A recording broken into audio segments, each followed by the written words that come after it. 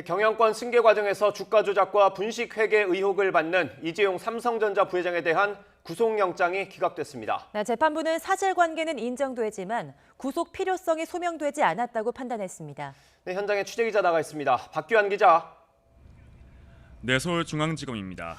대부분 전망했던 대로 영장심사 결과가 자정을 넘겼군요. 네, 그렇습니다. 오늘 새벽 2시쯤 이재용 삼성전자 부회장에 대한 구속영장이 기각됐습니다. 원정숙 서울중앙지법 영장전담 부장판사는 자본시장법과 외부감사법 위반 혐의를 받는 이 부회장의 구속영장을 기각했습니다. 이에 따라 서울구치소에서 법원의 판단을 기다리던 이 부회장은 귀가했습니다. 영장심사가 있었던 법원에선 취재진의 질문에 묵묵부답이었는데 늦은 시간까지 고생했다는 짧은 인사를 남기고 구치소를 빠져나갔습니다. 직접 들어보시죠. 자, 영장 기각됐는데 한 말씀 부탁드립니다. 불법 의혹 관련해서 지시하거나 보고받았다는 의혹이 있으신데 계속 부인하시나요? 기각됐죠?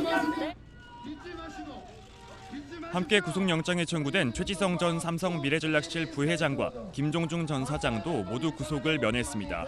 법원은 기본적 사실관계는 소명됐다면서도 그간의 수사를 통해 상당 정도의 증거를 확보했다는 점을 기각 사유로 들었습니다. 그러면서 이 부회장 등을 구속할 필요성과 상당성에 관해 소명이 부족하다며 책임 유무와 그 정도에 대해서 재판 과정에서 심리를 거쳐 결정하는 것이 타당하다고 설명했습니다.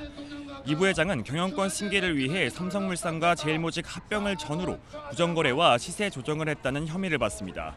또 이 과정을 숨기고 정당화하기 위해 삼성바이오로직스의 회계 기준을 바꿔 4조 5천억 원의 장부상 이익을 취했다는 혐의도 적용됐습니다. 검찰은 삼성의 옛 컨트롤타워 미래전략실이 이 부회장의 안정적인 승계를 위해 이런 불법을 저지르는 과정을 저질렀고 이 부회장이 이를 직접 보고받거나 지시한 것으로 보고 구속영장을 청구했습니다. 하지만 이 부회장 측은 검찰 조사와 영장 심사에서 어떤 불법적인 내용도 보고받거나 지시한 적이 없다며 관련 혐의를 전면 부인했습니다. 검찰 반응은 어떻습니까? 네, 1년 7개월가량 이어온 삼성 의혹 수사의 정점인 이 부회장에 대한 영장이 기각된 만큼 검찰이 받은 충격도 상당한 것으로 보입니다. 서울중앙지검 경제범죄형사부는 사건의 중대성과 지금까지 확보된 증거 등에 비추어 볼 때 법원 기각 결정이 아쉽다고 밝혔습니다. 그러면서도 이번 영장 재판 결과와 무관하게 앞으로 수사에도 만전을 기할 예정이라고 설명했습니다. 반면 이 부회장 변호인단은 법원의 기각 사유에 큰 의미를 부여했습니다. 구속 필요성이 없을 뿐 아니라 기본적 사실관계 외에는 피의자들의 책임 유무 등 범죄 혐의가 소명되지 않았다는 겁니다. 또 앞서 요청한 검찰수사심의위원회에서 엄정한 심의를 거쳐 수사 계속과 기소 여부가 결정될 것으로 기대한다고 덧붙였습니다.